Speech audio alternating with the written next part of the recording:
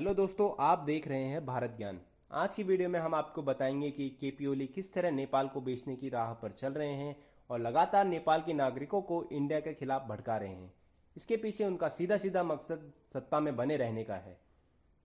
दोस्तों, आपको याद होगा कि कुछ टाइम पहले जब इंडिया के खिलाफ केपी ओली कोई एग्रेसिव स्टेटमेंट नहीं दे रहे थे, उस टाइम जब सब कुछ नॉर्मल था, तब केपी ओली और उनकी गवर्नमेंट पे बहुत से सवाल खड़े हो रहे थे। उनका काफ़ी विरोध हो रहा था। तब केपी ओली ने बड़ी ही चालाकी से नेपाल के लोगों को नेशनलिज्म के नाम पे इंडिया के खिलाफ नेपाल के लोगों को भड़काना शुरू किया। केपी ओली नेपाल के नागरिकों को भटकाने में सफल भी रहे हैं। नेपाल के सीधे साधे भोले भाले नागरिक केपी ओली की बातों में आ गए। हालांकि कुछ पढ़े लिखे लोग जो इस चीज़ की अंडरस्टैंडिंग रखते हैं, उन्हें पता है कि आखिर क्यों केपी ओली ये पॉलिटिक्स का खेल खेल रहे हैं। दोस्तों, सबसे बड़ी बात, पूरा वर्ल्ड जानता है कि कोरोना कहाँ से आया है, लेकिन केपी ओली चाइना को कोरोना के लिए ब्लेम न करके इंडिया पे आरोप लगा रहे हैं कि इंडिया की वजह से नेपाल में कोरोना आया है। जरा सोचिए दोस्तों, वो लोग कौन होंगे जो इंडिया से नेपाल जा रहे होंगे या गए होंगे। जाहिर सी बात है, मोस्ट ऑफ देम नेपाल के लोग होंगे जो अपने अपने घर जा रहे होंगे, या हो सकता है कि नेपाल में रह रहे लोगों के रिलेटिव्स होंगे।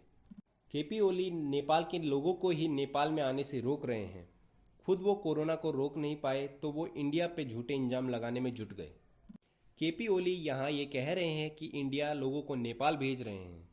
अगर नेपाल चाहता है कि कोई नेपाल में ना आ सके तो उन्हें खुद रोकना होगा। आखिर इंडिया नेपाल जाने वाले लोगों को क्यों रोके? ये तो ऐसी बात हो गई कि कोई किसी को खुद अपने घर में घुसने दे रहा है और फिर बाहर वालों पे इल्जाम लगा रहा है कि वो कोरोना ले आए। खुद केपी ओली से कोरोना संभल नहीं रहा है और चले इंडिया को दोषी बताने। दोस्तों, पूरा वर्ल्ड जानता है कि कोरोना कहाँ से स्टार्ट हुआ है। केपी ओली ने एक शब्द चाइना को नहीं बोला, बल्कि इंडिया पे उल्टा आरोप लगाया। इस बात से साफ पता चलता है कि केपी ओली किस तरह चाइना के अंडर में है। एक और बात यहाँ ये है कि जो रोड इंडिया की बीआरओ ने लिपुलेख और कालापानी रीजन में बनाया है, वो रातों रात तो बनी नहीं होगी। ये जाहिर सी बात है। असल में वो रोड 2008 से बनना स्टार्ट हुई थी और 2013 में इसने ख़त्म होना था, बट टफ टेरेन की वजह से इसको बनते बनते 2020 आ गया। तो पिछले 12 सालों से केपी ओली कहाँ थे? आखिर जब उनकी सरकार टूटने वाली थी तभी ये बात उनको याद आती है कि इंडिया वहाँ रोड बना रहा है। यहाँ ये साफ दिख रहा है कि केपी ओली किस तरह अपनी कुर्सी बचाने के लालच में नेपाल की भोली भाली जनता को इंडिया के खिलाफ भड़काया है, ताकि सब लोग उनकी तरफ आ जाएं और उनको सपोर्ट करना चालू कर दें। इंडिया के आर्मी चीफ ने यह भी कहा था कि नेपाल इस रोड का विरोध किसी और के कहने पे कर रहा है। यहाँ इनका इशारा चाइना की तरफ था। तो नेपाल की जनता को यहाँ समझ जाना चाहिए कि केपी ओली पूरी तरह से चाइना के इशारों पे काम कर रहे हैं। इसके बारे में हम आपको वीडियो में आगे बताएंगे। अभी आप ये मैप देखिए। ये नेपाल का पुराना मैप है 20 मई से पहले का, और ये दूसरा मैप 20 मई के बाद का है जो नेपाल ने अप्रूव किया था। ध्यान से देखें तो कुछ हिस्सा पहले नेपाल में नहीं था। जो ये लिम्पाधुरा से लेकर काला पानी और लिपुलेखा का जो एरिया है, वो नेपाल के पुराने मैप में नहीं था, वो भी 1816 से अब तक। ट्रीटी ऑफ सगोली तो दोस्तों आपको पता ही होगी, नेपाल और ब्रिटिश इंडिया के बीच 1816 में बनी थी।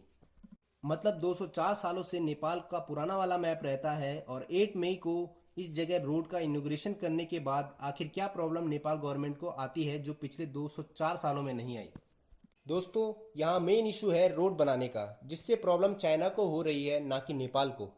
इंडिया ने ये रोड माउंट कैलाश जाने वाले पिलग्रिम्स के लिए बनाई है, और साथ ही दोस्तों ये रोड इंडिया के लिए स्ट्रैटेजिकली चाइना के खिलाफ बहुत इंपॉर्टेंट है। इस बात से चाइना को परेशान होना चाहिए, लेकिन केपी ओली और उनकी गवर्नमेंट यहाँ परेशान हो रही है। आखिर क्यों दोस्तों? क्योंकि दोस्तों केपी ओली पूरी तरह से चाइना के इशारों पे चल रहे हैं। आखिर नेपाल को किस बात का खतरा है इस रोड के बनने से? दोनों देश ओपन बॉर्डर शेयर करते हैं। दोनों देशों के लोग बिना किसी परमिशन के एक दूसरे के देश में जा सकते हैं।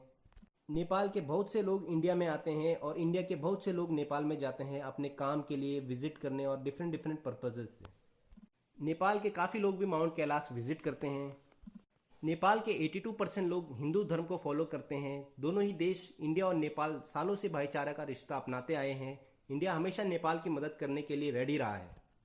कोरोना से निपटने के लिए Indian ministry of external affair ने नेपाल को बहुत सी मेडिसिन एड सप्लाई की है, including various types of medicine, testing kits and other medical supplies. KP Oli दोनों ही देशों के बीच डिफरेंसेस पैदा कर रहे हैं, वो भी सिर्फ अपनी कुर्सी बचाने के लिए। अगर इसी तरह केपी ओली चाइना के इशारों पे चलते रहे और केपी ओली को यहाँ नहीं रोका गया तो हो सकता है कि आने वाले समय में इंडिया और नेपाल के रिलेशन बहुत ही खराब हो जाएं, इतने खराब कि वो कभी इम्प्रूव ना हो।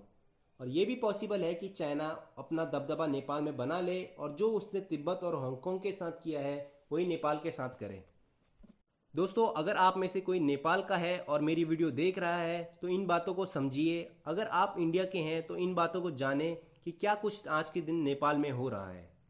तो दोस्तों, हमारी वीडियो यहीं समाप्त होती है।